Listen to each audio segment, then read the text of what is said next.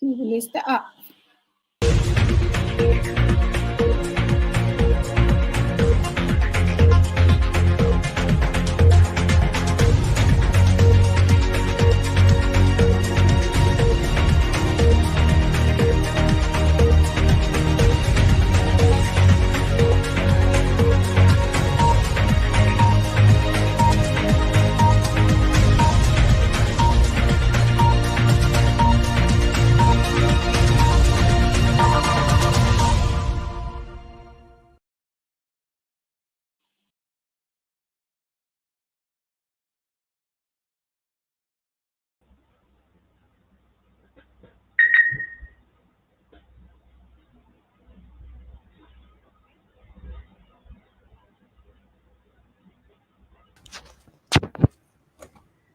Baiklah, bismillahirrahmanirrahim. Assalamualaikum warahmatullahi wabarakatuh dan selamat sejahtera kepada semua warga pendidik yang bersama-sama dengan kami pada hari ini.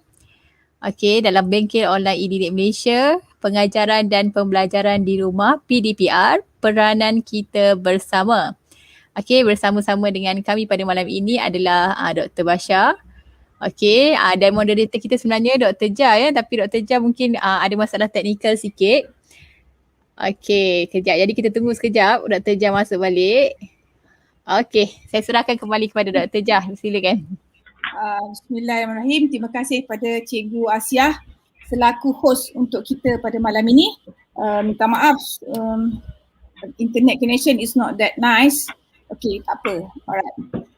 Okay, bismillahirrahmanirrahim. Assalamualaikum warahmatullahi wabarakatuh. Sebelum kita mulakan perkongsian pada malam ini, kita mulakan dengan Ummul Kitab untuk setiap orang, terutamanya yang telah menjadi mangsa atau korban COVID-19 di seluruh dunia, terutama di Malaysia. Al-Fatihah. Auzubillahi minasyaitonirrajim. Bismillahirrahmanirrahim. Alhamdulillahirabbil alamin. Maliki yaumiddin.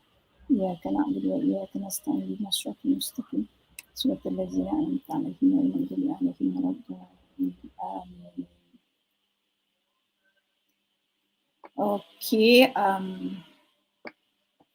Okey, kita akan mulakan dengan perkongsian kita, iaitu memperkenalkan presenter kita pada malam ini yang tidak asing dan tidak lekang di mulut anda semua, iaitu Dr. Basha ataupun Dr. Basharudin. Okey, sebelum itu kita akan berkongsi dulu tentang biodata dia. Okey, saya akan sharekan slide saya.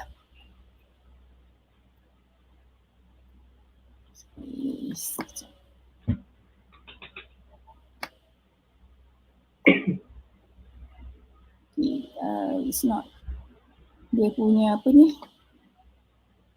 kita punya internet is not good. Tak apa. Okay, yes. Nampak tak? Alright. So, okay, untuk presenter kita pada malam ini, iaitu Dr. Basharudin Muhammad Sharif.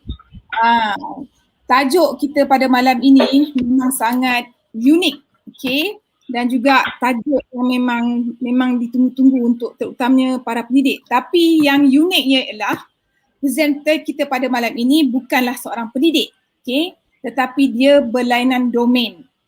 Tetapi kita telah pilih, e-didik telah memilih beliau untuk menyampaikan perkongsian beliau pada malam ini.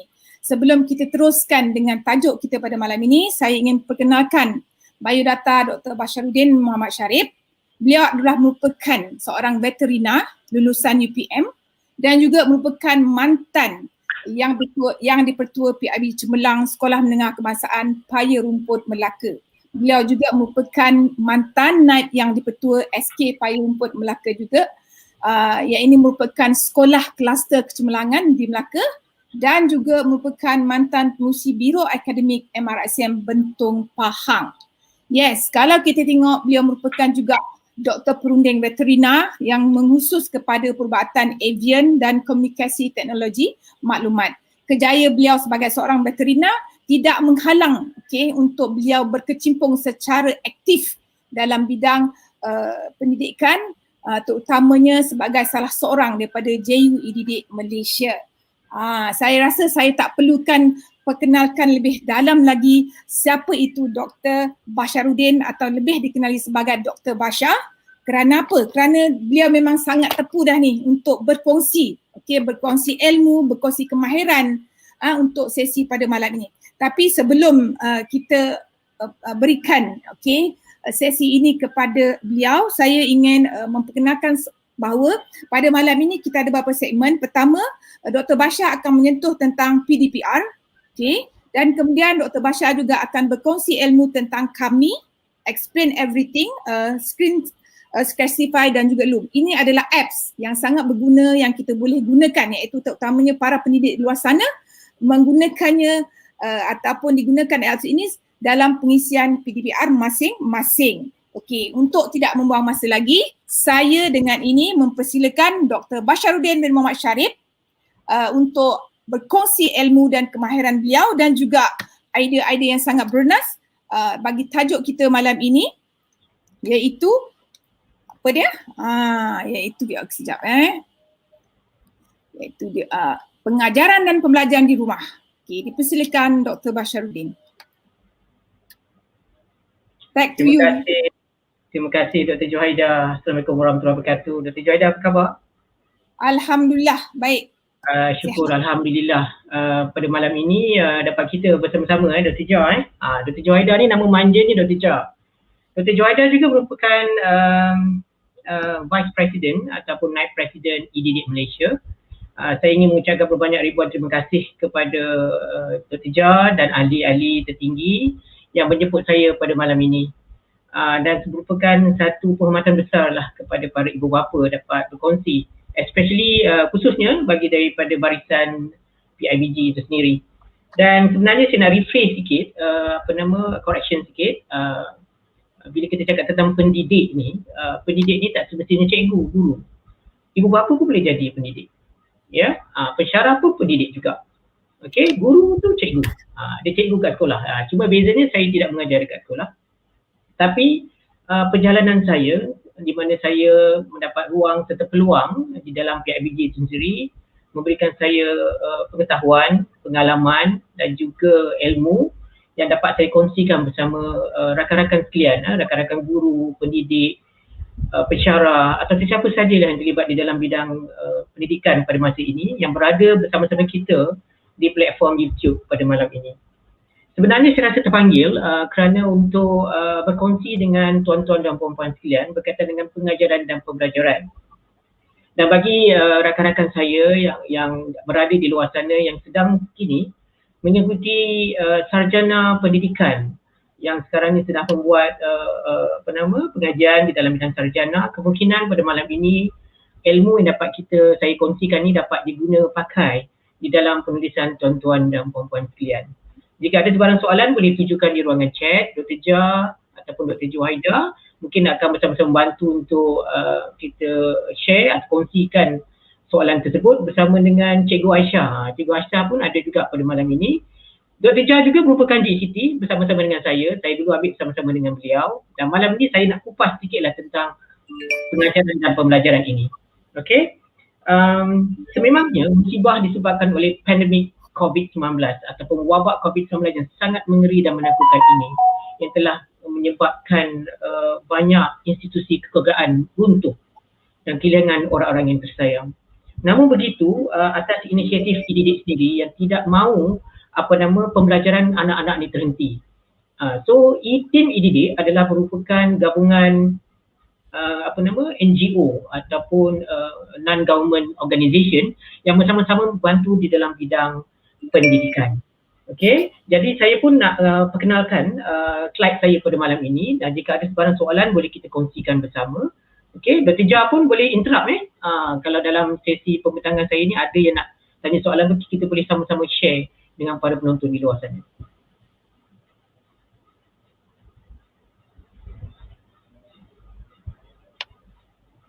Sekejap ya.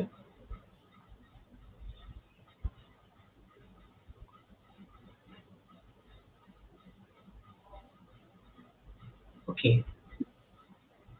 Right.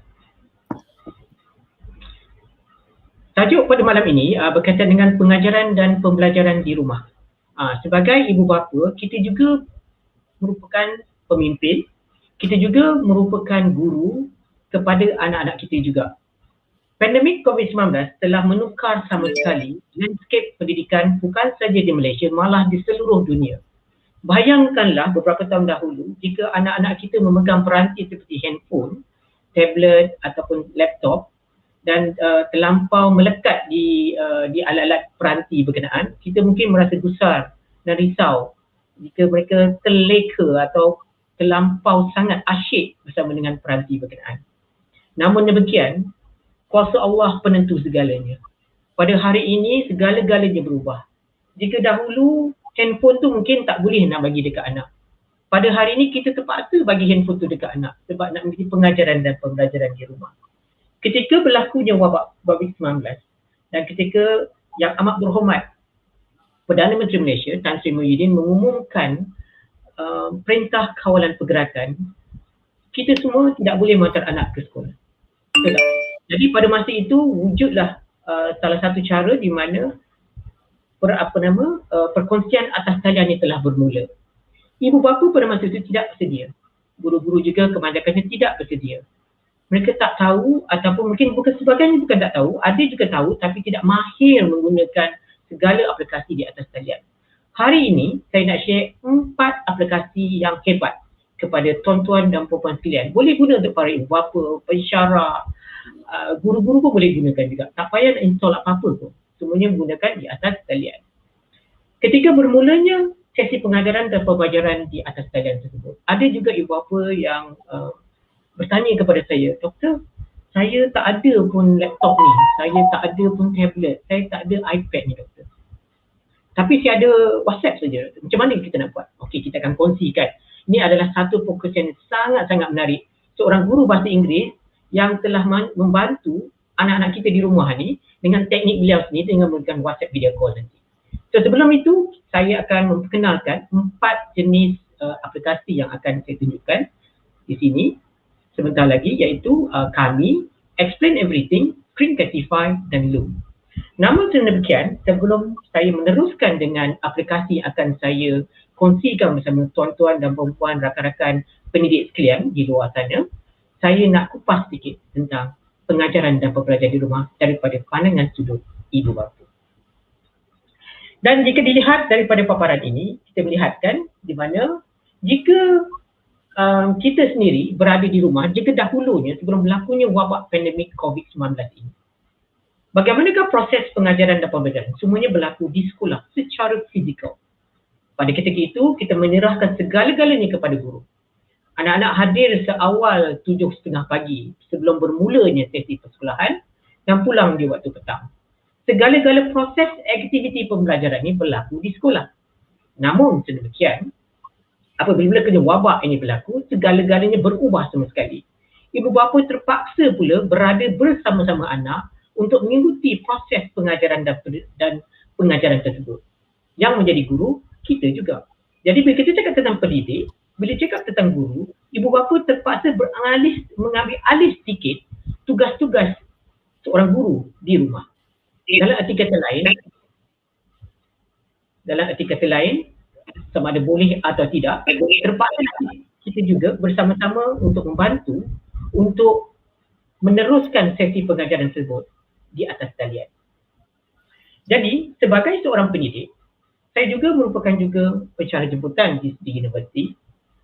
Ruang serta peluang pengalaman saya bersama-sama dengan pelajar di atas talian bagi pelajar-pelajar universiti di institut adalah amat berbeza berbanding dengan pelajar-pelajar yang berada di sekolah menengah maupun di sekolah rendah.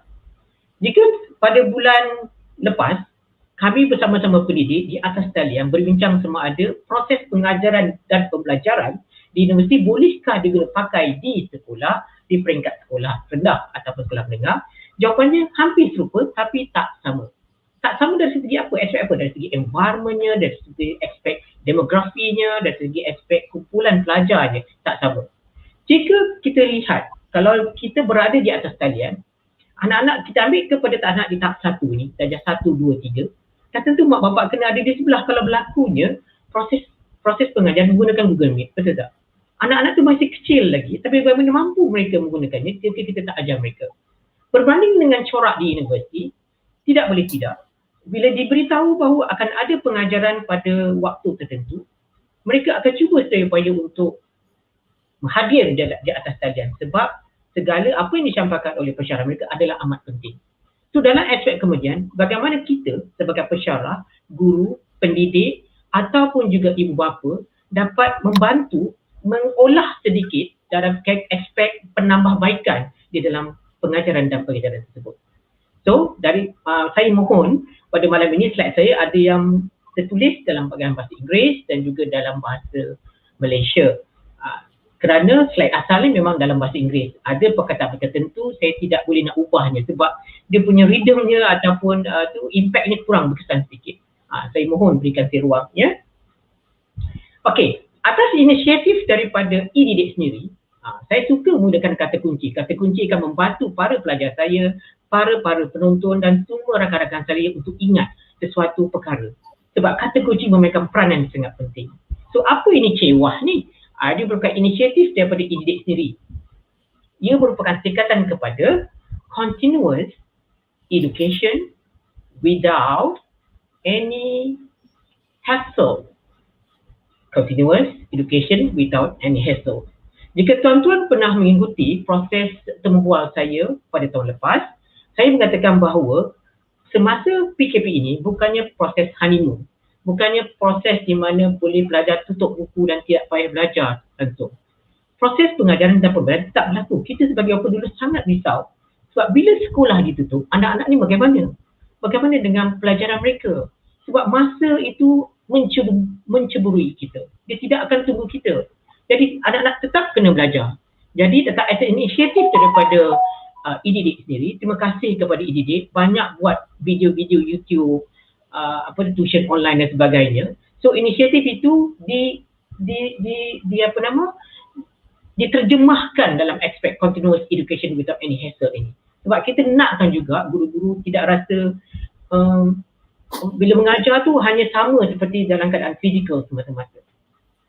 Jadi kita nak tengok bagaimana penambahbaikan boleh kita lakukan. Aspire to be ataupun aspire to inspire before you expire merupakan motto untuk subjek yang kita nak tentukan pada malam ini. Anda boleh dapat macam-macam material di alam maya di sana. Dan sudah tentulah pada hari ini, anak-anak ini bila kita cakap tentang belajar, dan tentu kita cakap tentang buku semata-mata. Tapi zaman pandemik COVID-19 berubah sama sekali. Tahniah kepada Kementerian Pendidikan Malaysia di bawah Datuk Menteri KPM sendiri pada tahun ini, keputusan SPM telah meningkat sedikit daripada grade purata nasional 4.86 pada tahun sebelumnya menjadi 4.80. Ini menunjukkan apa? Ini menunjukkan bahawa proses pengajaran dan pembelajaran yang dilakukan telah berjaya dilaksanakan. Namun begitu, daripada kajian ilmiah kami sendiri, iaitu pelajar-pelajar sarjana pendidikan, menunjukkan bahawa ada merupakan kekangan-kekangan tersebut yang menghalang sedikit pencapaian-pencapaian itu. Namun malam ini kita tak nak bincang tentang halangan-halangan tersebut. Malam ini kita nak kongsi bersama apa lagi aspek pengajaran pelajaran yang boleh menyebabkan sesuatu yang sangat menarik kepada para pelajar kita. Kita tak naklah bila kita mengajar, pelajar-pelajar di sebelah sana kita tak boleh nampak mereka. Dia tidak ada facial expression, tidak ada body language, kita pun tak tahu sama dia dah tidur ke ataupun dia dengar atau tidak. Okey, jadi bagaimana kita nak buatnya menjadi interaktif, ada two-way communication dan sebagainya. Aspire to inspire merupakan satu dorongan. Diri kita sendiri mesti ada cukup semangat untuk menyampaikan kepada kita punya responden ataupun resipien, iaitu student kita sendiri. Dia mesti nak dengar apa yang kita nak sampaikan. Tetapi kalau kita bercakap freestyle, monotonous, anak-anak ni mungkin rasa tidak selesa ataupun tidak berminat nak belajar. Dia bukan boleh lama-lama pun duduk kat depan skrin tu dan sebagainya. Tapi kalau ada aktiviti-aktiviti di atas talian ini boleh menyebabkan mereka nak tidur pun tak boleh. Mereka pun mungkin tertarik dia nak join sekali. Itu yang saya nak share dengan rakan-rakan sekalian. Contoh, how, what, bagaimana tu nak buat tu? Jika pernah lihat video-video di YouTube, saya lihat macam-macam pendidik, guru-guru semua menggunakan pelbagai kaedah, pelbagai cara bagi menarik perhatian ataupun minat pelajar-pelajar berkenaan. Saya nak share sikit 30 saat Dr. Joy. Ni macam contohnya bila kita nak mengajar lah, contohlah kita nak baca tentang virus atau kita nak mengajar tentang pengetahuan bagaimana apabila coronavirus tu masuk ke dalam seorang, bagaimana dia dapat penyakit dan sebagainya. Jadi kalau kita letaknya dalam bentuk teks atau ayat yang berwarna hitam dan putih tu, minat orang mungkin dia dengar sekejap, lepas tu dia tidak boleh nak pergi lebih jauh lagi. So kita gunakan kuasa interaktif, kuasa multimedia yang sangat-sangat berkuasa ni yang dapat membantu mereka memahami dengan lebih baik. Teknik yang sama saya guna pakai kepada pelajar-pelajar saya di luar sana. Bila kita hari ni kita nak belajar tentang virus, saya akan cari video-video yang berkaitan dengan virus tersebut. Supaya dia ada multimedia interaktif. Jadi bila dia nampak dia macam dia pergi panggung wayang, dia dapat menarik minat dia. Kita ambil masa 30 saat saja kita nak tengok what happen in your body when you contract the coronavirus. Kita tengok contoh.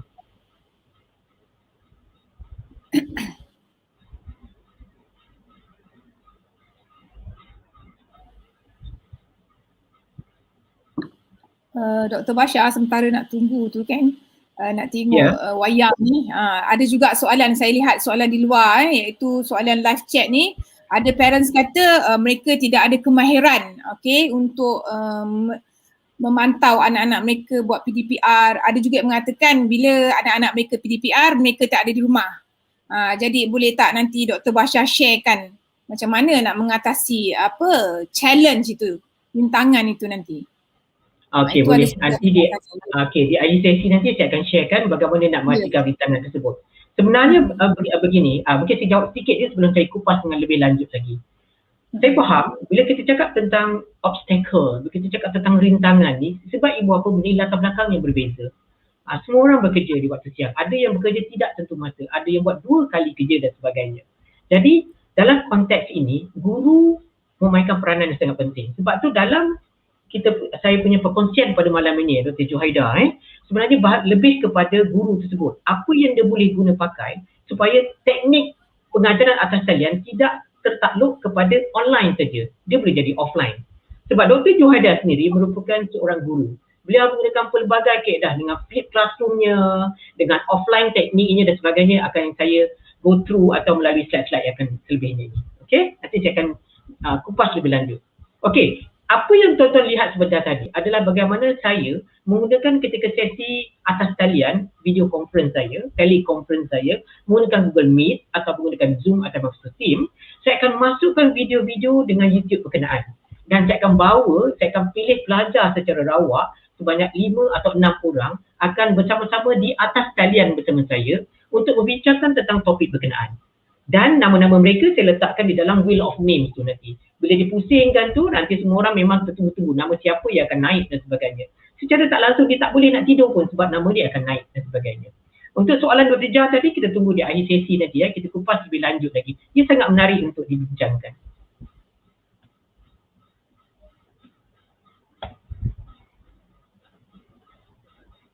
Okey. Ini adalah merupakan salah satu teknik ataupun pelaksanaan yang dijalankan oleh tim e-didik sendiri. Tim e-didik sendiri telah menubuhkan akademi YouTubernya sendiri yang memberikan banyak perkongsian dalam bentuk tuition secara percuma. Semua subjek ada daripada prasekolah kepada sekolah rendah hingga sekolah menengah dan hingga ke peringkat yang lebih tinggi. Biasanya sampai sekolah menengah lah ni, tak salah saya. Okey, jadi perkongsian ini sangat-sangat bermanfaat. Selain daripada tim e-didik, Kementerian Pendidikan Malaysia juga telah mengadakan Didik TV di bawah KPM sendiri. Memang sangat menarik. Kadang-kadang saya duduk juga dekat sebab anak-anak ni memang lahiriah dia sendiri, dia nak tengok TV. Jadi nanti macam perkongsian tadi mak bapak dia katakan dia tidak mahir dan sebagainya, saya nak tunjuk bagaimana saya buat dengan anak-anak saya pula di rumah. Anak-anak saya pun ada yang sekolah rendah, yang sekolah menengah, dah habis dah belajar. Aspire to be yang saya cakap tadi, di mana saya menggunakan contoh macam ni, the wheel of name. Saya masukkan nama-nama pelajar saya, kalau ada 100 orang ke atau 40 orang masuk saja. Lepas tu saya akan buat tadi baca sesi bersama dengan YouTube tadi. Mungkin hari ni kita nak belajar virus, sebab hari ni kita nak belajar tentang haiwan, atau hari ni kita nak belajar tentang proses fotosintesis pada contohnya. Kita akan masukkan nama-nama dia orang tu, kita akan biarkan wheel yang berpusing, datangkan nama yang terkeluar, kita akan panggil dia, masukkan dia bersama-sama. So apakah aplikasi kita nak gunakan? Nanti sebentar lagi saya akan pergi lebih mendalam lagi. Aplikasi tersebutlah menyebabkan pelajar tersebut secara tidak langsung akan berinteraksi bersama saya secara live. 1 atau 2 orang akan bersama-sama, lepas tu kita boleh rakam lagi. Itu yang sangat menarik ini tentang aspire to be ni. Teknik yang kita gunakan di mana interaksi di antara pelajar dan guru di atas talian. Jika di zaman dahulu kita melihat pada guru menggunakan whiteboard ataupun blackboard ataupun greyboard untuk menulis di depan kelas. Dan dia akan panggil pelajar ke hadapan. Tapi sekarang telah berbeza disebabkan wabak COVID-19, kita tidak boleh bersua muka. Kita bersua secara atas talian saja. So kaedah ini atau pelaksanaan inilah yang kita guna pakai. Daripada idea ini, kita nak melahirkan sebenarnya satu creative thinking generation. Izinkan saya juga mengucapkan tahniah kepada Cikgu Masrina daripada SMK Tun Haji Malik Melaka. Beliau telah berkongsi mengenai Google Maps pada minggu lepas. Saya merasa sangat tertarik kerana beliau bawa sekali student beliau di atas talian. Student beliau memang sangat petah berkata-kata secara bersahaja saja. Tahniah adik Syafiq kerana anda punya guru yang sangat hebat. Hari itu mereka belajar tentang Google Maps saja tau. Jadi daripada sana saya melihatkan daripada kematangan anak-anak ini dibina oleh guru dengan cara menerbitkan mereka ke arah how and when. How? Bagaimana kamu? Contohnya kita katakan kita belajar tentang perigi hantuah. Dulu kita bolehlah bawa pelajar kita pergi tengok perigi hantuah tu. Sekarang kita tak boleh nak bawa pelajar pergi sana. Atau kita nak cakap tentang kota Famosa atau apa-apa sajalah benda yang jauh daripada kita. Tapi kita nak bawa pelajar mana? Kita gunakan Google Maps. That is to generate the ideas. Pada masa yang sama, pelajar-pelajar juga digembling atau dipacu otak mereka untuk mencari searching power tu yang begitu. Jadi kita nakkan mereka-mereka ini pada masa hadapan berkebolehan, mempunyai pengetahuan, mempunyai pengalaman, idea mereka tu boleh diguna pakai. Bila dia cakap, dia boleh buat. Bukan dia cakap saja, tapi idea tu tak boleh nak di-generatekan menjadi kenyataan. Sebab itu kalau dilihat daripada aspek ini, teknik penggunaan seperti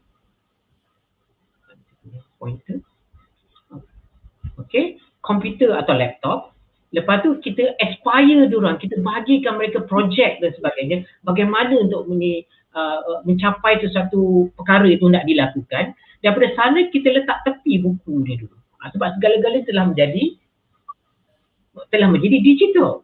Kita lihat slide yang seterusnya. How to think outside the box. Kita nakkan pemikiran mereka di luar kotak pemikiran. We want to see their ideas. Kita nak dengar pula bagaimana idea daripada mereka sendiri. Sebab tu saya juga menyarankan daripada aspek ibu bapa seperti saya, diharap ada banyak lagi perkongsian melibatkan interaksi dari pelajar dengan guru dan mereka terlibat bersama-sama membuat aktiviti di atas talian tersebut. Yang itu yang saya nak share aplikasi berkenaan. Sebab secara tidak langsung ia akan mewujudkan daya kreativiti mereka sendiri. So apa yang membezakan anda pada hari ini dengan sebelum ni? Sebab the difference between who you are and who you want to be is what you do. Pada hari ini apa yang anda buat sini akan merubah generasi pada hari ini menjadi cukup kreatif dan inovatif. Dan mereka juga mampu melahirkan idea yang boleh dikeluarkan menjadi kenyataan ataupun realiti. Dahulu saya suka menggunakan konsep 3E untuk student. Experience, environment, exposure, pengalaman, persekitaran dan juga pendedahan adalah amat penting di dalam proses pengajaran tersebut. Jika dahulu kita belajar berkaitan dengan physical.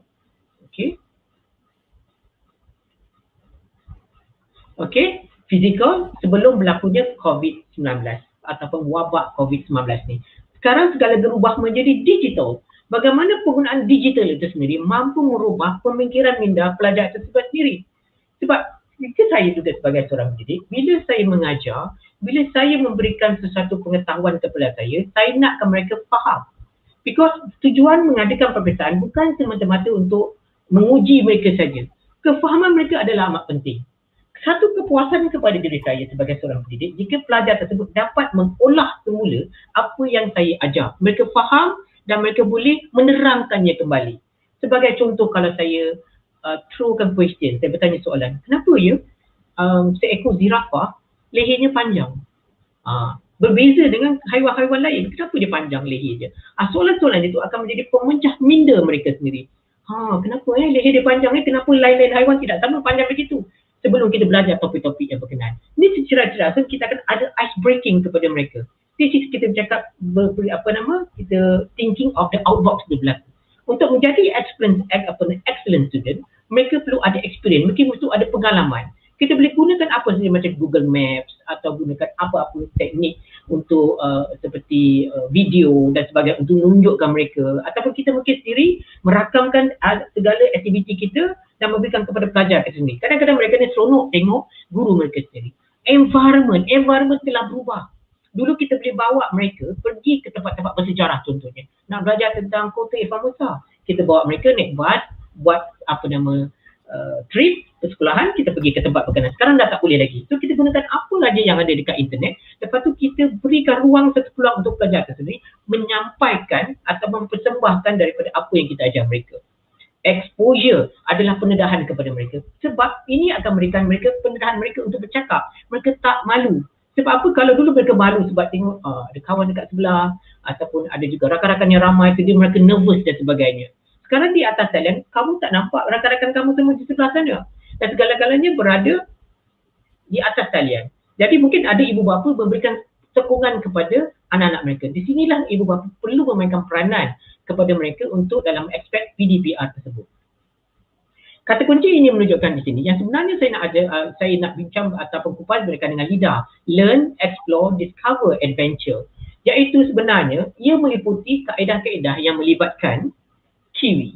Kiwi merupakan kata kunci yang saya guna pakai ketika mengajar para pelajar saya, iaitu anak-anak ni sebenarnya terdedah kepada konsep sebenarnya. K untuk kata kunci, I untuk irama, W untuk warna, dan lagi satu I untuk image. So apakah yang saya masukkan dengan kata kunci ni? Saya banyak menggunakan kata kunci macam tadi cewah. Saya guna kata kunci sebab apa? Kalau kita nak ingat segala-galanya adalah amat sukar. Jika ada benda yang nak diingat, seperti contoh pelajar perubatan veterina, dia nak ingat terlampau banyak sangat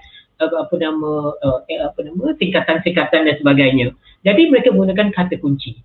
Irama, sebab macam contoh, bila di sekolah rendah, anak-anak ni belajar kan, bila dia belajar ABC, adakah mereka belajar this is A, this is B, this is C? Tidak kan, mereka gunakan irama ataupun melodi tersebut.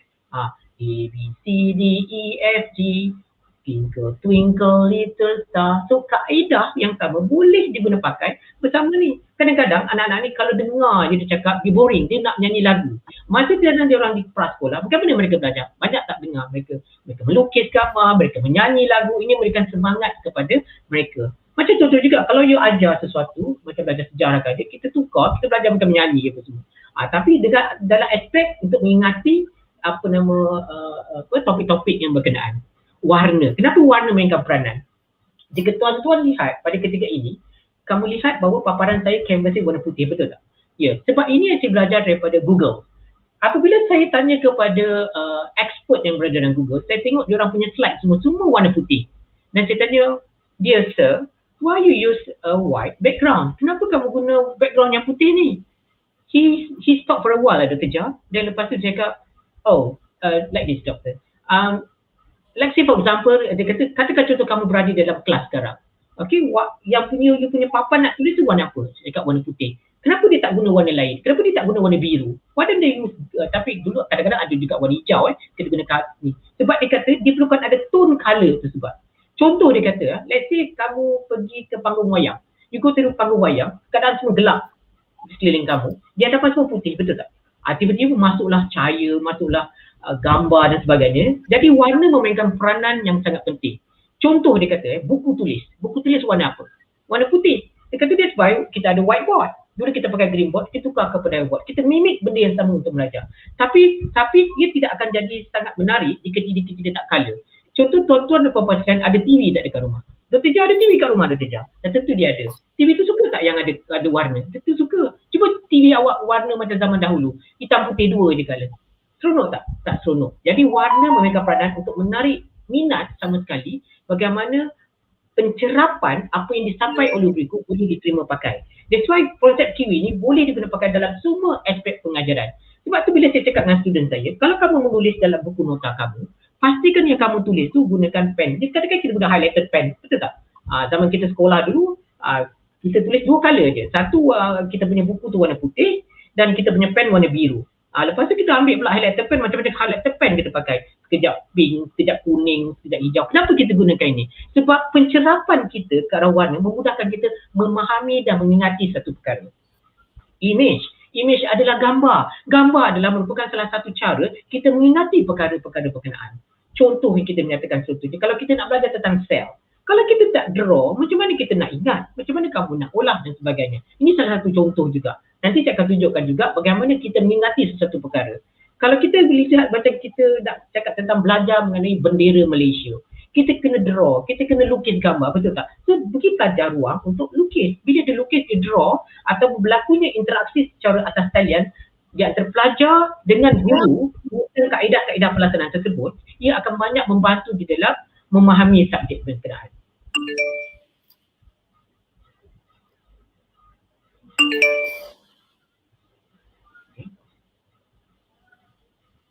So, konsep LIDA yang dikemukakan adalah learn, explore, discover, adventure. Apa maksud daripada apa yang nak saya sampaikan sebenarnya ini? Learn, explore, discover, adventure merupakan kaedah pengajaran dan pembelajaran di mana kita berikan kita mengajar pelajar tentang sesuatu topik. Contoh, kita belajar tentang proses fotosintesis. Lepas tu kita suruh pelajar explore. Explore nanti besok ataupun sebelum tu kita akan bagi projek pelajar-pelajar semua berada di atas talian bersama saya. Okey, hari ni kita nak belajar tentang proses fotosintesis. Jangan lupa bawa sekali kamu punya pokok ke ataupun daun ke dan sebagainya, nak tunjuk. Betul tak kamu ada juga sebagaimana saya pergi selalunya kita akan macam Dr. Jah cakap flip classroom dia lah, dia akan bagi dulu pelajar-pelajar ni nota dan sebagainya. Nanti pelajar-pelajar akan kembali semua di di alam maya di atas talian bersama kita ni nak tunjuk. Cikgu saya dah tunjukkan ni saya punya daun warna hijau, ni daun saya warna biru, warna kuning dan sebagainya, warna biru pula. Kan? Dan sana mereka lepas tu kita bagi bila explore dan discover ni, kita suruh mereka cari pula, gunakan Google, gunakan apa saja nanti dan suruh mereka discover dan baru dia faham. Proses fotosintesis menyebabkan proses gelap dan proses terang. Barulah mereka menuju ke arah level yang seterusnya iaitu adventure, acquire. Adventure mean acquire. Acquire mean mereka faham dekat sini bahawa beginilah proses pengajaran itu berlaku. That's why learn, explore, discover, adventure memberi ruang serta peluang. Selain daripada itu, apa yang dimasukkan discover adventure? Sama juga kalau kita ambil contoh seperti beri dia orang kerja rumah. Okay, dia kena buat. Kadang-kadang dia ambil masalah, dia tengok kepada bahan rujukan atau dia tanya mak bapak dia atau dia tanya abang dia. Dan sebenarnya proses pengajaran berlaku bila dia acquire benda tu. Adventure dia kepuasan berlaku kepada guru dan murid, apa yang diajar boleh difahami. Proses pengenalan awal peranti kita lihat pada awal anak-anak ni sekarang telah diperkenalkan pula dengan Chromebook, dengan laptop dan sebagainya. Ini contoh anak saya ketika berada di sekolah rendah lagi, beliau telah terdedah kepada, anak ini telah terdedah kepada aspek penggunaan peranti tersebut. Dia tahu pula mana dia nak tekan sana dan sini. Zaman kita dulu tidak ada penggunaan peranti-peranti sebegini. Jadi zaman telah berubah. Jadi kita seperti bagaimana peribahasa mengatakan, sekali air bah, sekali pantai berubah. Jadi zaman dah berubah, tak sama macam zaman kita bersekolah pada masa dahulu. Okey, Doktor, masalah sikit. Saya sambil saya mendengar doktor berkongsi ni, saya lihat juga komen-komen di luar sana ada maybe ni parents dia tanya saya kurang berkemampuan untuk mendapatkan internet untuk anak-anak buat folio dan sebagainya. Nak pergi ke pusat internet pun tak boleh, so macam mana disuruh doktor komen. Itu satu lagi ada juga soalan yang mengatakan dia nak minta contoh pula PDPR offline. Saya rasa nanti doktor akan tentang tu kan. Bercakap tentang perkongsian flip classroom ni, saya pun nak tambah sikit dekat situ.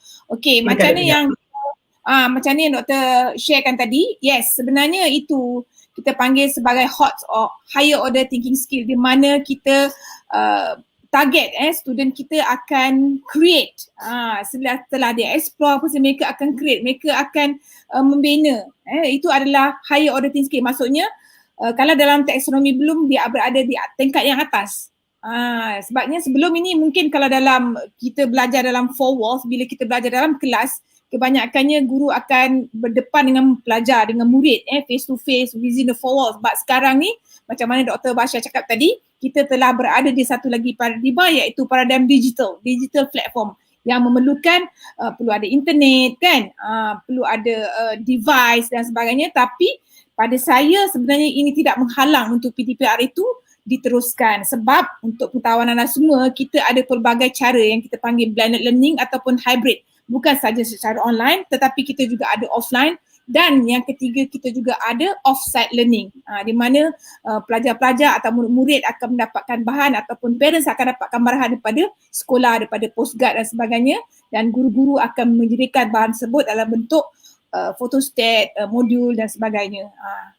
Jadi saya harap guru-guru ataupun parents di luar sana mungkin akan faham sebenarnya bukan saja kita bergantung sepenuhnya secara online ataupun atas talian, kita juga ada pilihan-pilihan yang lain sama ada online. Itulah saya rasa akan menjawab persoalan mengatakan bahawa kalau parents bekerja, dua-dua bekerja, balik pukul 5, pukul 8 dan sebagainya, tetapi sebenarnya guru boleh juga menyediakan bahan dari segi bentuk maujud ataupun hard copy. Tapi mereka terpaksalah mungkin pergi ke sekolah mengambil sama ada di postgrad dan sebagainya. Jadi itu juga adalah satu pilihan parents yang mungkin tidak dapat capai internet ataupun tidak mampu untuk menyediakan peranti kepada anak-anak mereka. Okay, back to Dr. Basha semula. Terima kasih Dr. Johaida, begitu jelas dan terang sekali penerangan beliau. Sebenarnya bila kita bercakap tentang ketidakmampuan, dia bukan saja daripada kajian ilmiah menunjukkan ketidakmampuan bukan saja berkaitan dengan keuangan. Dia juga berkaitan dengan faktor masa. Ada ibu bapa yang bekerja melebihi daripada tempoh masa 8 atau 10 jam. Macam bagaimana yang Dr. Jah cakap tadi, kadang dia pergi pagi, dia balik dah lewat petang atau malam. Jadi kalau kita tengok contoh yang sebelah sini adalah contoh di mana saya juga mengajar saya secara off-site ataupun offline, di mana saya juga memberikan whiteboard macam ni. Okey, ini contoh bila kita tak ada internet. Kadang-kadang internet pun terputus. Ataupun bagi kaedah-kaedah ataupun bagi kumpulan-kumpulan ibu-bapa yang memang tak mampu nak beli atau mengadakan internet atau peranti untuk anak-anak. Tapi proses pengajaran banyak tidak boleh terhenti macam itu saja. Kemungkinan guru mungkin hantar mesej melalui SMS atau mengadakan modul seperti ini. Okey, yang ini ambil dekat sekolah lah. Ambil dekat sekolah dan cikgu-cikgu akan ambil semula selepas anak-anak menyiapkannya. Yang cuma pada hari ini sebenarnya, perkongsian pada malam ni untuk pada guru-guru yang menggunakan kaedah pengajaran atas talian, tapi kita nak buat dia offline. Itu sebenarnya yang apa yang nak saya sampaikan pada malam ini. Yang ini contoh di sebelahnya proses pengajaran, katakan bahasa PKP juga, anak-anak ni pun belajar juga bahasa ketiga, keempat dan sebagainya. Jadi kami ambil daripada video-video dihantar oleh para guru tersebut. Gambar di sebelah kiri ini pula menunjukkan di mana anak-anak membuat proses secara modul ataupun offline sendiri. Modul ini diambil di sekolah lah, dan selepas mungkin dalam tempoh 2 minggu ia dipulangkan semula setelah disiapkan. Saya nak share satu yang sangat menarik. Ini adalah proses permulaan di mana guru bahasa Inggeris menggunakan kaedah menggunakan Telegram dan WhatsApp video call. Maksudnya dia buat jadual, contohnya pukul 8 pagi dia akan call pelajar A. Lepas tu 10 minit je. Lepas tu 8.11 dia akan call pelajar B, pelajar C dan pelajar D. Dan untuk yang ibu bapa yang memang tak ada capaian internet yang kuat dan sebagainya, beliau akan call ibu bapa berkenaan dan ibu bapa memang standby lah. Mungkin tengok slot yang masa yang ibu bapa tu sesuai untuk dia.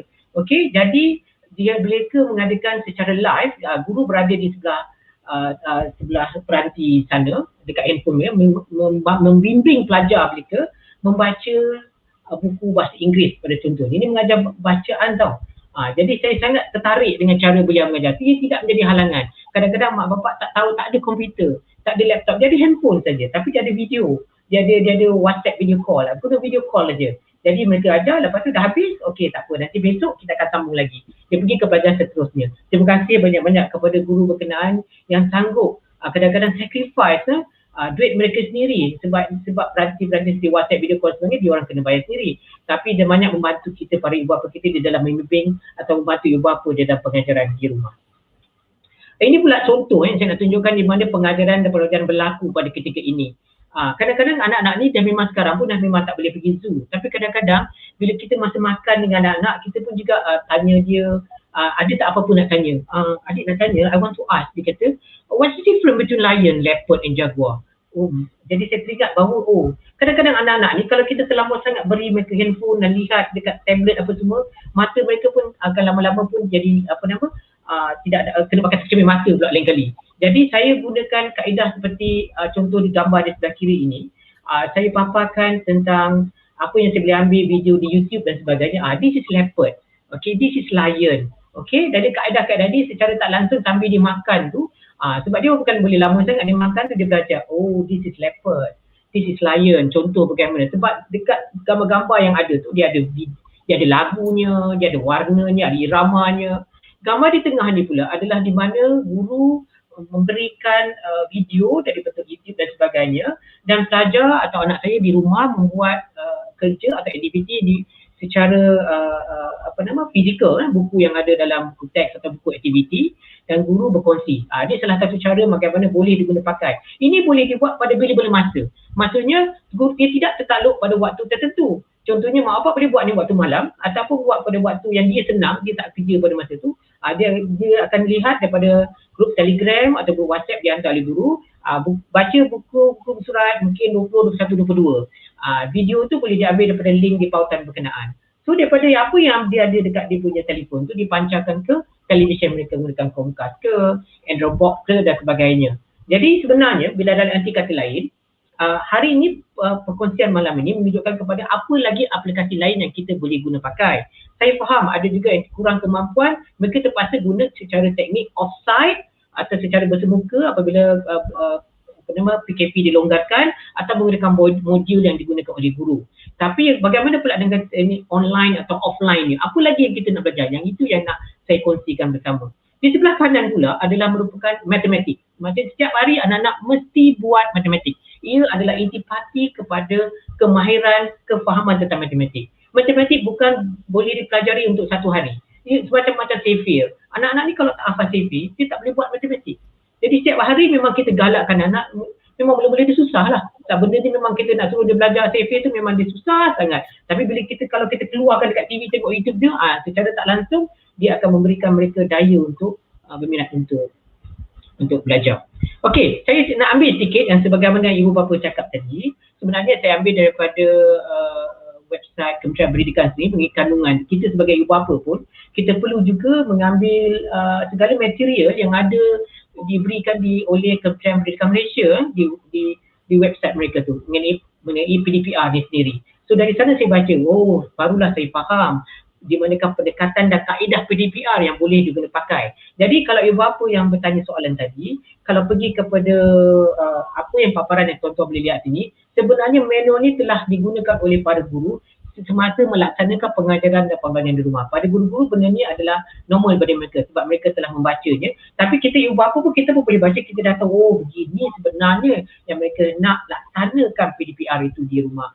Sebab PDPR ni adalah boleh dilaksanakan di rumah atau di mana-mana saja. Macam katakan ibu bapa kata tadi, dia ada kekangan dari segi waktu dan bekerja. Sebenarnya bukannya sepatutnya dia boleh buat pada waktu pagi tu je. Kita boleh teks pada guru berkenaan, minta maaf cikgu, waktu yang cikgu tetapkan PDPR tu kami bekerja. Jadi kami tak boleh nak bantu, especially anak-anak di tahap 1 dan tahap 2, tahap 1 lah, darjah 1, 2, 3 ni. Kalau tak ada mak bapak, dia kalau nak saja buat dia sendiri, dia tak boleh buat. Ataupun mereka mungkin duduk di taskar pada ketika itu. Tapi kalau ada kakak atau abang boleh bantu. Namun begitu, kaedah luar talian atau ospek itu boleh dilakukan secara berstruktur atau terancang. Itu yang akan saya kongsikan sebentar lagi. Okey, sebenarnya perkongsian semua banyak ada sebenarnya di menggunakan Delima, cikgu YouTube dan sebagainya ni. Kalau kita baca ni supaya saya tidak akan kupas lanjut lah, tapi slide ni mungkin saya akan share dengan Dr. Jah. Boleh diguna pakai, tuan-tuan pun boleh download sendiri daripada website Kementerian Pendidikan sebab saya download daripada sana untuk mengetahui bagaimana sebenarnya guru-guru pendekatan yang dijalankan di dalam PDPR berkenaan. Okey, tapi apa yang saya nak kongsikan di sini, satu yang sangat menarik adalah yang ini, yang keempat ni, mengadakan perbincangan dengan ibu bapa penjaga untuk menyokong pembelajaran murid di rumah. Yang ini belum lagi saya lihat. Saya pun tertunggu-tunggu juga mungkin guru kelas ke nak buat Google Meet dengan mak bapak. Sebab saya pun nak berkongsi idea ataupun nak bertanya tentang bagaimana kita boleh menambahbaikkan. Terima kasih pada guru-guru di sekolah yang juga memberikan Google Form untuk kami isi. Apakah lagi yang boleh membantu beliau untuk menambahbaikkan lagi pengajaran di atas talian.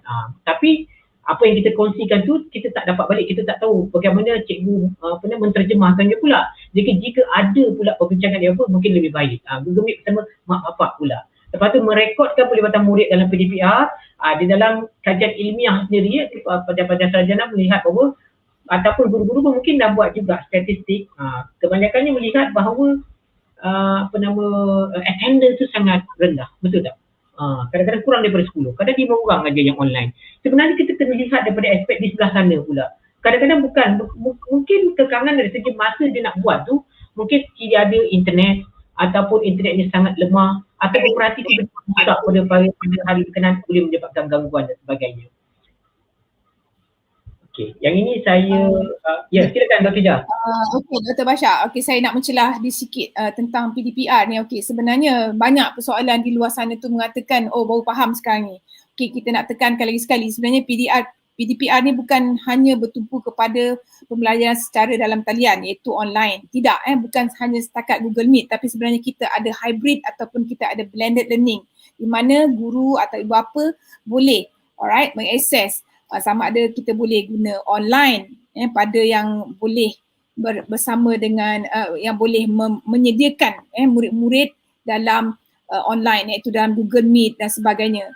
Kalau tidak boleh, kita ada another choice iaitu offline di mana guru-guru akan upload dia punya bahan sama ada dalam Telegram atau WhatsApp ataupun dalam media sosial yang lain. Itu dia nama offline. Dan yang ketiganya kita panggil sebagai off-site learning di mana bahan-bahan maybe secara modul dalam bentuk modul ataupun lembaran kerja dan sebagainya akan dibekalkan sama ada diletakkan di postguard sekolah ataupun guru akan hantar sendiri. Kalau saya lihat tadi ada macam mana kalau kawasan pendalaman ataupun kawasan orang asli sebagainya. Yes, kalau anda lihat paparan yang dikongsi dalam TV dan sebagainya, guru-guru tu naik motor dan sebagainya pergi ke rumah murid-murid mereka untuk menyampaikan modul tersebut.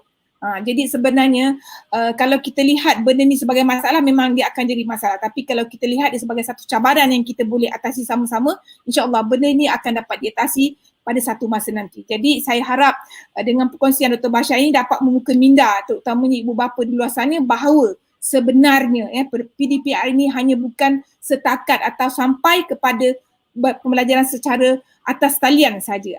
Tetapi kita ada offline, kita ada offline dan kita juga ada off-site learning. Okey, itu. Dan keduanya memang kalau saya nak berkongsi juga Dr. Basha, pengalaman saya sendiri. Sebab kalau kita buat Google Meet, memang saya ada buat Google Meet dengan student saya, memang tak boleh katakan separuh pun kadang-kadang tak ada. Tapi kita kena faham. Sebab pelajar-pelajar itu datang daripada sosioekonomi yang berbeza-beza di mana ibu bapa mereka bekerja sama ada 9 to 5 ataupun even sampai malam. Jadi murid itu kadang-kadang mereka tidak ada peranti tu. Mungkin handphone mak ayah dia bawa. Dah balik malam barulah dapat. Barulah dapat dibuat. Jadi apa yang berlaku ialah bila PDPR ni kebanyakan guru-guru memang kita tidak akan setkan masa. Okey, awak keperluan hantar esok. Tidak. Contoh macam saya buat. Saya buat ujian penginsanan dengan pelajar-pelajar saya. Sebenarnya benda tu saya dah bagi dekat 3 minggu dah. Tapi masih ada lagi pelajar yang tidak dapat mengantar. Saya faham. Kerana apa? Itulah kengkangan di sebelah sana. Macam Dr. Basha cakap tadi, kengkangan di sebelah sana. Kita tak tahu macam mana murid-murid itu di rumah. Kalau yang macam memang kita tahu dia ada peranti dan sebagainya, ada internet connection, that's no problem. Tetapi masalahnya yang macam tadilah. Ada ibu bapa yang menyuarakan mereka tidak ada peranti, mereka tidak ada internet connection yang stabil dan sebagainya. Jadi di situ kita lihat sebenarnya ada lagi choices, ada lagi pilihan untuk menjalankan PDPR. Dan paling tidak kalau memang dah tak ada dah, of course saya rasa setiap rumah mesti ada TV kan. Ada Astro paling tidak. Enjoy tu ada kan, yang paling simple sekali. Of course kita ada apa tadi? Kita ada Didik TV. Jadi kalau kan katalah masih lagi tidak mampu untuk masuk secara atas talian, tidak mampu untuk masuk secara offline dan juga tidak mampu untuk pergi ke sekolah mengambil bahan kerana PKP atau PKPD. Maka di situlah kita galakkan anak-anak duduk depan TV, ikut siaran TV. Alright, balik kepada Dr. Basha semula. Terima kasih Dr. Johaida. Memang penerangan yang sangat jelas dan terang dan mungkin dapat difahami oleh rakan-rakan di luar sana, ibu bapa, pensyarah, guru dan sebagainya. Namun demikian, ia bukannya satu halangan. Kita sebenarnya tidak boleh nak buat segala perkara. Segalanya berlaku secara berperingkat-peringkat. Mungkin bagi yang tidak berkemampuan, saya lihat ada juga di kebanyakan sekolah-sekolah di mana Persatuan Ibu Bapa dan Guru mencari jalan untuk mendapatkan tablet ataupun peranti-peranti ini. Tidak boleh tidak. Jika dahulu kita sebagai ibu bapa berhabis wang ringgit untuk menyediakan pakaian sekolah, buku, beg sekolah kan, dan sebagainya. Tapi zaman telah berubah. Saya faham. Kekangan mungkin dari segi, kalau kita bercakap tentang kekangan ni, kalau kita perdebatkannya sampai bila pun dia tidak akan selesai. Namun demikian, we still need to move on. Macam Dr. Johaida cakap tadi lah, ada banyak alternatif kan. Kalau dah tak boleh nak buat tu, kita pilih alternatif yang kita mampu buat. Namun begitu, bagi yang ada kemampuan, yang ada peranti dan ada apa lagi yang boleh mereka buat daripada situ. Itu yang kita nak kongsikan kepada guru supaya bagi memberikan kemudahan pula kepada mereka. Contohnya sekarang, seperti saya nak perkenalkan 4 jenis aplikasi. Sebenarnya malam ini lebih tertumpu kepada para guru di mana mereka ada laptop. Mereka ada peranti berkenaan.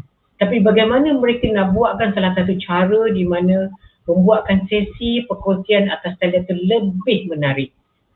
Jadi maksudnya pelajar di sebelah sana, bila dilihat dia boleh bersama-sama berinteraksi bersama guru berkenaan. Ini kita cakap yang ada peranti ya. Yang ada peranti, mohon maaf lah ya. Yang ada peranti, yang ada internet, yang stable. Tapi dia nakkan pula sesi yang sangat menarik untuk belajar. Sebab pelajar ni berbeza sebab di ruang lingkup di luar sana, bukan saja di sekolah saja Dr. Johaida. Kita cakap juga yang hadir juga pada malam ni, ada juga pelajar-pelajar di peringkat vocational, di peringkat tinggi ya, di universiti dan sebagainya. Apa lagi yang mereka boleh guna pakai? Salah satu aplikasi yang sangat menarik untuk diguna pakai adalah Kami. Dia memang nama aplikasi ni adalah Kami, K-A-M-I. Aplikasi Kami ni, jadi tuan-tuan boleh type kami.com, boleh google lagi contoh. So Kami ni adalah merupakan salah satu aplikasi sebagaimana Adobe PDF editor. Okay, kalau Adobe tu dia boleh baca PDF kan, dengan Kami dia boleh buat macam-macam benda dekat sana. Dia boleh masukkan gambar, dia boleh buatkan interaksi bersama pelajar, guru-guru boleh menanda soalan-soalan dalam bentuk PDF, lepas tu beri kepada pelajar, pelajar beri balik kepada dia, dan benda ni juga boleh dimasukkan ke dalam Google Classroom. Itu yang canggihnya Kami ni. Nanti saya explore bersama tuan-tuan kita learn dulu, learn dan kita explore, lepas tu baru kita discover. Okay, sebab selain daripada Kami, kita ada lagi satu aplikasi dinama Explain for Everything. Dia panggil Explain Everything. Ini very powerful whiteboard. Sebab dekat Explain Everything ni, dia bukan saja semata-mata whiteboard. Dia boleh rakam. Itu yang sangat menariknya. Jadi kadang-kadang kita nakkan interaksi bersama pelajar. Jadi mungkin para pendidik di luar sana pernah guna Jamboard, betul tak?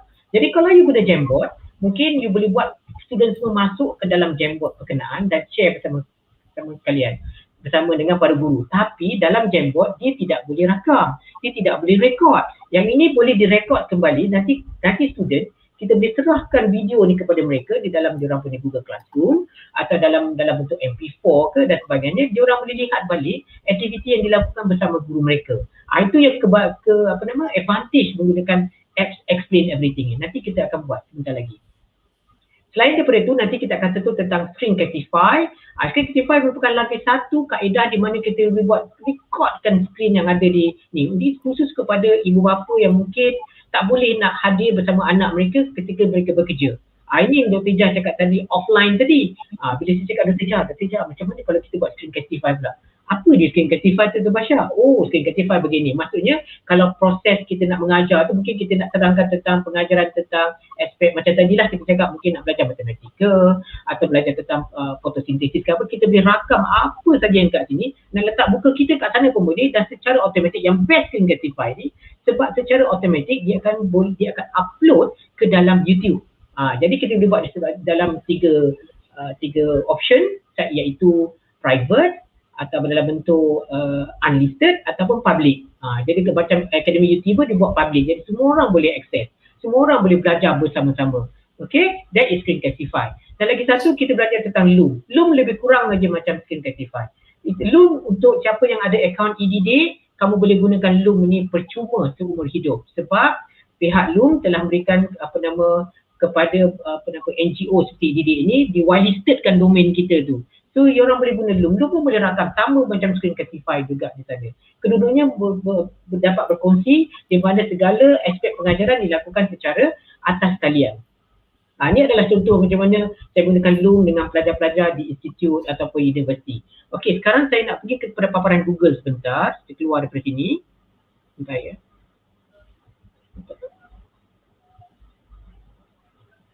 Okey.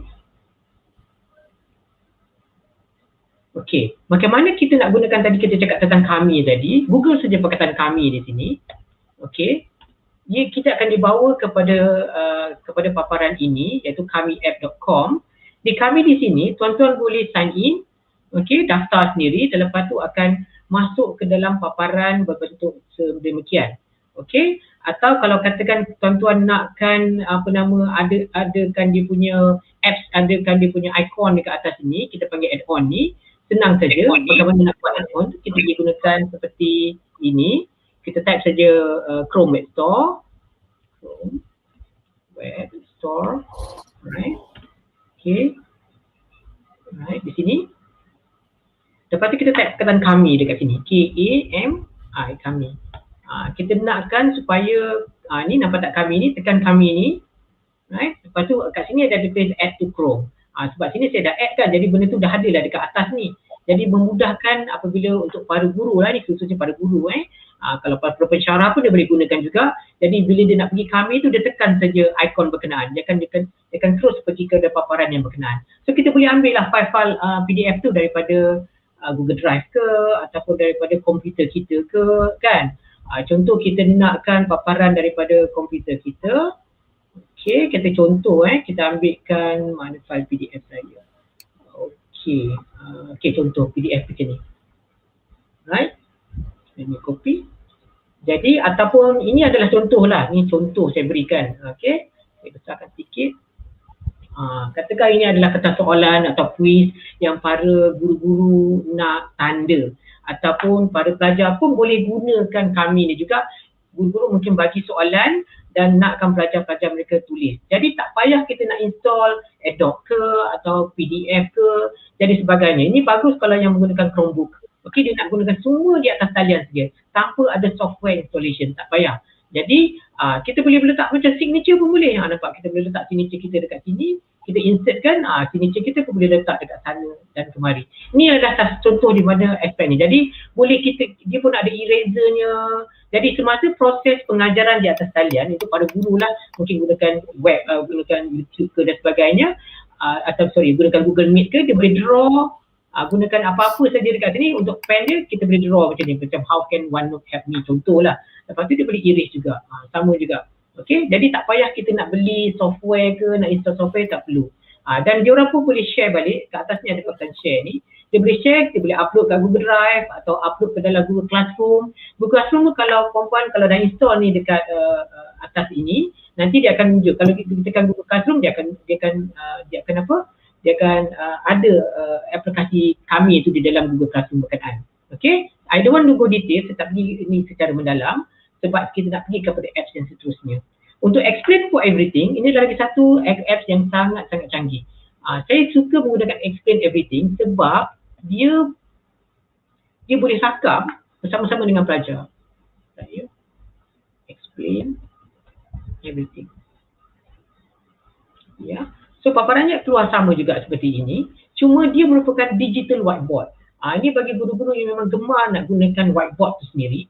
Sebab yang best-bestnya dekat sini, sebab dia boleh buat exactly sama macam Jamboard, dia boleh sama macam whiteboard, Microsoft Whiteboard, tapi dia boleh rakam. Itu yang bestnya. Kita boleh sign in kat sini, kita guna yang percuma saja. Tapi kalau bagi tuan-tuan perempuan yang berada di dalam team e-didik yang dah memang ada GCT, kamu dapat gunakan akaun ini secara unlimited. Okay, dia akan masuk, dia akan keluar paparan. Jadi explain everything ni juga boleh diguna pakai di handphone juga. Itu sebab dia best kan. Dah cakap pun dah macam wow pula Dr. John, jaga barang pula. Contoh macam dia boleh gunakan sebab dia ada interaction dia. Kita boleh invite pelajar masuk ke dalam kita punya paparan tersebut. Sebab explain everything ni dia boleh save dalam bentuk video juga. Nampak tak bawah ni sebentar ya.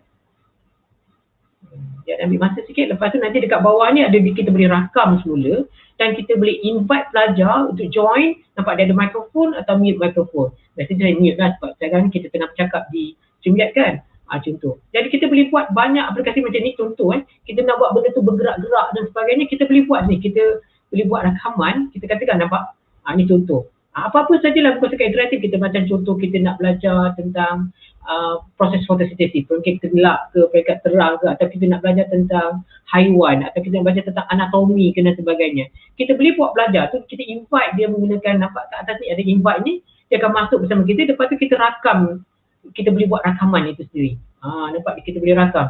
Dan yang tepi ni pula bagus, kita boleh conteng-conteng sama student, okay, dan draw dan sebagainya, kita boleh padam semua, dan kita boleh buatkan interaksi bersama pelajar secara live. That is explain for everything. Jadi tuan-tuan learn ataupun para pendidik di luar, guru di sana boleh try whiteboard ni, memang sangat-sangat interaktif dan sangat-sangat menarik untuk diguna pakai. Selain daripada itu, kita nak pergi kepada Screencastify pula. Okay, Screencastify. Sorry. Okay. Screencastify di sini. Tapi saya dah letakkan ikon ni, saya tekan kat sini sajalah. Di sini sama juga, cuma bezanya dia boleh record. Record, nampak tak, entire screen ataupun window ni mungkin paparan seperti PowerPoint ini kita boleh rakam semula. Yang ini kita boleh serahkan kepada para pelajar kita secara offline, macam Dr. Johaida terangkan tadi. Maksudnya pelajar boleh mengikuti proses pengajaran pembelajaran kita tu. Katakan pelajar kita tak sempat menghadiri pada waktu-waktu tertentu, jadi kita boleh rakam saja, tekan share kat sini, dan secara tak langsung apa saja yang tuan-tuan cakap di sini ataupun bincangkan di sini, apa-apa topik lah, mungkin kita nak belajar tentang apa hari ni, kita belajar tentang tiger, kita tag tentang tiger, at the same time kita rakam suara kita. Nampak tak paparan yang keluar di bawah ini? Kita boleh conteng, kita boleh draw, dan apa saja yang puan-puan buat dekat sini, lepas tu akan jadi dalam bentuk video, dan video tu kita share di Google Classroom ke, atau kita upload ke YouTube. Sebenarnya kalau Screencastify dia akan secara automatik dia akan upload YouTube, jadi tak perlu ada upload dan download banyak kali. Jadi ini akan mengurangkan penggunaan data tersebut. Jadi kalau ibu bapa ke, guru ke, pensyarah ke apa, dia boleh tekan saja, ataupun pelajar boleh tekan saja link berkenaan, dari pautan tersebut dia boleh belajar banyak perkara. Ini contoh. Jadi bila dah sudah, dia akan tekan semula, nampak kat bawah ni, dia boleh draw tau, dia boleh draw. Nampak, boleh draw dan sebagainya ni. Jadi bagi yang ada atas talian, dia boleh nampak lah apa yang guru mereka share. Bagi yang tak ada atas talian, rakaman tersebut boleh diberikan kepada student mereka pada waktu lain, atau pada waktu mereka senang untuk lihat dan sebagainya. Ataupun untuk mungkin cikgu ataupun guru ataupun pensyarah tersebut nak bincangkan tentang kertas soalan mereka.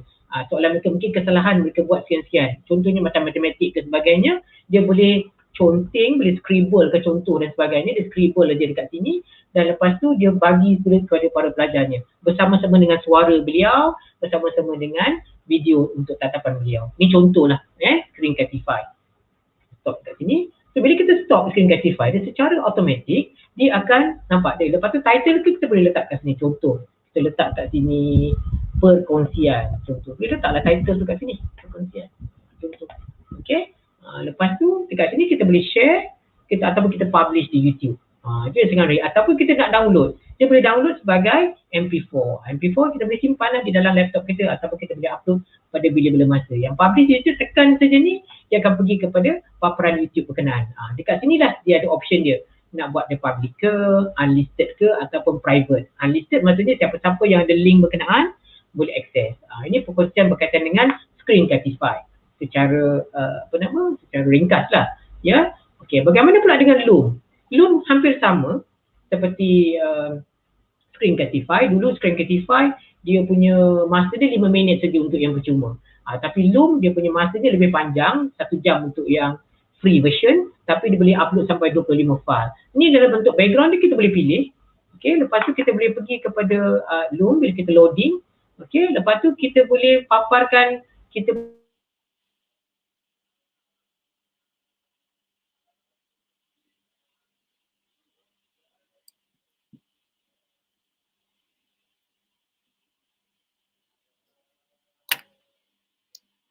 suara Dr. Basha tak ada. Your mic is unmute. Unmute your mic. Loom tadi. Jadi Loom tadi telah unmute saya punya video. Okey, video. Okey. Ya. Itu tadi tentang Loom, tapi sebelum kita sebenarnya ke akhir kita punya ni sebenarnya, selain daripada Loom tu, tak ya. Doktor, ada soalan dia kata bila kalau nak guna Screencastify ni perlu tak nak download menggunakan handphone? Tak perlu. Kalau handphone, kalau Yes. handphone dah tentulah daripada Apple Store ataupun daripada Play Store tersebut. Sebab kalau tidak tak boleh nak buat. Tapi biasanya kalau you cakap tentang Screencastify ni, selalunya kita banyak gunakan, lebih mudah kalau kita gunakan laptop. Ya. Sebab yang dekat telefon tu kalau kita nak tengok video dan sebagainya. Okey, lagi satu aplikasi canggih yang boleh kita guna pakai adalah Microsoft OneNote. Okey, ini saya paling gemar sekali sebab dulu kalau lihat daripada paparan ini, para guru atau sebagainya menggunakan banyak kan file atau diary seperti ni, betul tak? Jadi dekat mana nak simpan terlampau banyak link berkaitan dengan perkongsian, berkaitan dengan material dan sebagainya. Pelajar-pelajar seperti di Maktab Rendah Sains Semarang, mereka menggunakan platform Microsoft. Dan bila guna Microsoft, mereka banyak menggunakan Microsoft OneNote ni. Ia adalah merupakan satu digital book. Kalau dalam Google, disimpan dalam Google Drive, tapi dalam Microsoft disimpan dalam OneDrive. Sebab aplikasi semua disimpan dekat atas, semuanya berada di hujung jari saja. So dekat OneNote ni memang saya gunakan banyak OneNote setiap hari di dalam proses saya menyimpan segala material pengajaran dan pembelajaran atau apa-apa saja dah daily task kan, kita gunakan di OneNote berkenaan. Sebab kalau kata contohlah, macam contoh ni saya nak share sekali, guru-guru matematik sangat suka guna OneNote ni sebab dia boleh draw, dia boleh rakam lagi. Kalau tadi kita cakap tentang Loom, Dr. Joy, kita cakap tentang Screencastify, awak boleh rakam ni menggunakan Microsoft OneNote. Itu yang best dan pelajar pun boleh masuk ke dalam buku. Tapi kalau dalam Google, kita guna Google Classroom. Kalau dalam OneNote, kita guna ClassNote. Okay, the class note sama juga macam ni, tapi pelajar-pelajar dia ada buku digital mereka sendiri. Terima kasih kepada Cikgu Teo, Sukme dan Cikgu Chiam yang share gambar-gambar ni. Dia cari bagaimana mereka buat latih 2B SPM. Ni contoh daripada Cikgu Chiam Chokpe daripada SMK Sri Indah, Serdang, Selangor. Beliau banyak menggunakan Microsoft OneNote di dalam pengajaran untuk pelajar-pelajar beliau. Beliau boleh scribble dan sebagainya. Lepas tu dia boleh export ataupun dia boleh terjemahkannya dalam bentuk PDF dan sebagainya. Sebab dalam OneNote dia ada macam-macam. You boleh draw, you boleh buat apa. Dan segala-galanya ada di dalam aplikasi berkenaan. Ini kalau kata tak nak gunakan Screencastify, saya tak nak guna Loom, saya nak guna OneNote, boleh. Ini adalah satu contoh. Di mana guru-guru pun boleh juga buat dia punya ERPH pun boleh gunakan OneNote juga. Dan yang ini sangat-sangat menarik apabila kita cakap tentang Parents-Teacher Conference. Okey, apabila guru-guru bersama dengan pelajar, ibu bapa bersama pelajar di rumah dan guru berada di sebelah sana menerangkan tentang aspek kenapa, apa kesalahan anak saya ni buat matematik ni, cikgu. Jadi dia akan explain, dia begini, kesilapannya sekian-sekian dan sebagainya. Sebab semuanya sangat tersusun. Dia boleh letak nama pelajar dia boleh letak, dia boleh ambil buku digital anak tu, dia boleh tampal buku tu sini, dia boleh insertkan video di dalam Microsoft OneNote tersebut. Jadi ia adalah sangat menarik, malah dia boleh export semula, beri semula kepada mak bapak tu atau beri semula kepada ibu bapa ataupun kepada guru lain, pentadbir dan sebagainya dalam bentuk OneNote tu sendiri, page tu sendiri ataupun the whole book tu pun dia boleh bagi juga. Okay, so itu je perkongsian akhir ni Dr. Jah. Ada bagaimana kalau kita pergi ke soalan-soalan tu Dr. Jah? Kalau kita lihat ni, diorang pun ada request juga ni untuk supaya doktor berkongsi untuk the next section. Tak puas hati tu. Yes. Sebab slot untuk kali ni Ididik beri kita 1 jam je Dr. Jah. Sebenarnya sebagai pemudah cara. Kita nak sebenarnya kita nak tengok kita ada spark tak berlaku. Nampaknya ada spark ni. Mereka nak go detail. It's macam teaser lah. Sebenarnya macam teaser. Sebenarnya ramai cikgu-cikgu di luar sana dah gunakan aplikasi ni, tetapi mungkin sebahagian mereka lagi mungkin tak aware ataupun tak tahu. Jadi pada saya dengan perkongsian yang dibuat oleh Dr. Basha ini memang memainkan peranan yang sangat penting, terutama untuk spark, untuk trigger, untuk trigger kita punya conscious bahawa dalam PDPR ni sebenarnya banyak cara, banyak pilihan untuk kita jalankan. Jadi di sini dah pendedahan yang sangat bermanfaat, terutamanya pada guru-guru dan juga ibu bapa di luar sana. Jadi sebenarnya jangan kata tidak boleh, tapi sebenarnya kita open up untuk lebih baik, maksudnya kita mengetahui apa itu pengurusan-pengurusan yang kita boleh buat, dan juga apa itu aplikasi yang kita boleh gunakan semasa PDPR ini. Betul tak Doktor? Betul. Ya, betul Dr. Jada.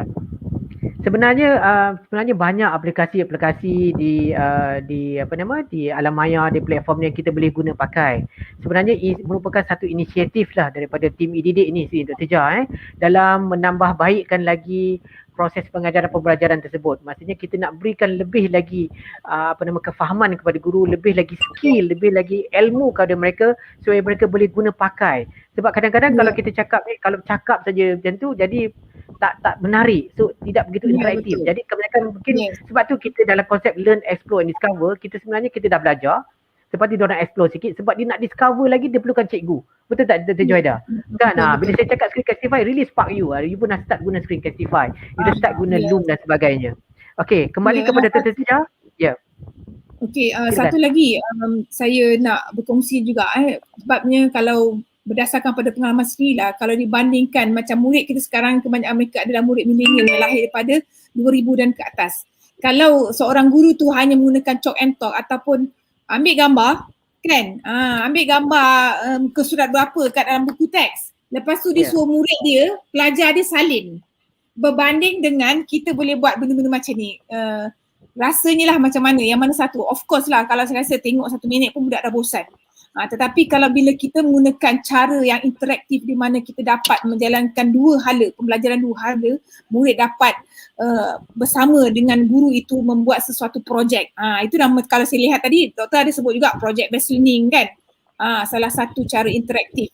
Bukan setakat menjawab soalan tetapi mereka didedahkan macam mana nak buat projek dan mereka juga adalah kita panggil orang yang bersama-sama mengendalikan projek tersebut sampai akhirnya mereka berjaya menghasilkan sesuatu task, sesuatu produk dan sebagainya. Saya rasa mereka akan lebih berminat. Okey, paling mudah sekali guru-guru ataupun bapa sebenarnya kita banyak juga kita kongsikan bahan-bahan dalam kuizi. Benda tu sebenarnya template. Cikgu-cikgu akan gunakan soalan mereka ataupun memang dah banyak tersedia ada. Macam Dr. Basha kata tadi, e-didik sebenarnya telah berkongsi banyak bahan-bahan yang memang free yang kita kongsikan dalam YouTube dan sebagainya dalam pelbagai apps. Okey, untuk guru-guru, ibu bapa menggunakan. Memang free kan. Jadi kenapa tidak kita open up our mind, jangan kita lihat masalah-masalah tapi kita cuba buka minda kita supaya kita belajar sebab ini is already second years kita bersama dengan guru-guru, bersama dengan murid-murid, bersama dengan pelajar kita dalam PDPR. Why not we open up to improvement, okay? Jangan kita rasa kita tak boleh, sebenarnya kita boleh. Kekangan itu kan kita jadikan sebagai satu cabaran. Kalau kamu lihat, okay, problem itu sebagai challenge, insyaAllah. Walaupun benda itu memulanya amat sukar, tetapi akhirnya kalau kita biasakan, akhirnya nanti kita akan dapat satu produk yang memang kita rasa, wow, this is really memang sangat bermanfaat dan terbaik untuk semua orang. Okay, Doktor, betul tak?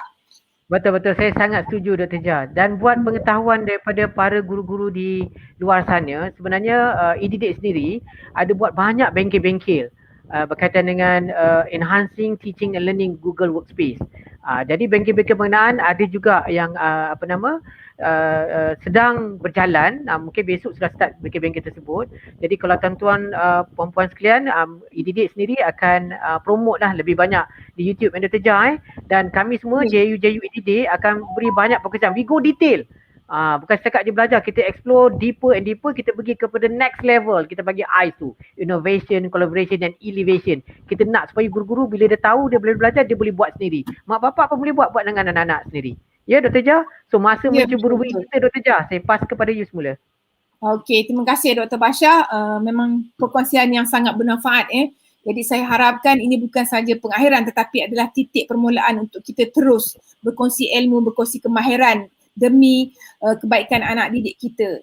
Mungkin pada hari ini kita memang nampak banyak sangat cabaran, banyak sangat masalah, tetapi insyaAllah kalau kita sentiasa istiqamah, kita akan berterusan membuat yang terbaik.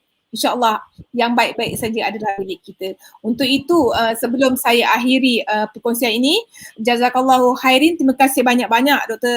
Basha, dan diharapkan mungkin kita akan berjumpa lagi pada next slot.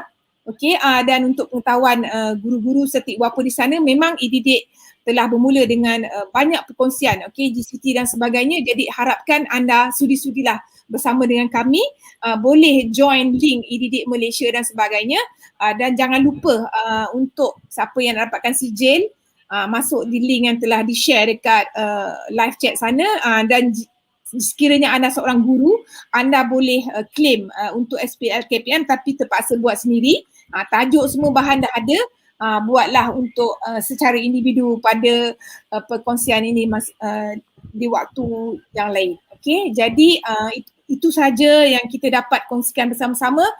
Mohon maaf sekiranya tidak dapat untuk menjawab soalan-soalan lain, tapi insyaAllah kalau ada rezeki, ada peluang, ada ruang, kita akan bersama lagi dengan Dr. Basha di lain siaran. Sekian, terima kasih. Wabillahi taufiq wal hidayah. Wassalamualaikum warahmatullahi wabarakatuh. Waalaikumsalam.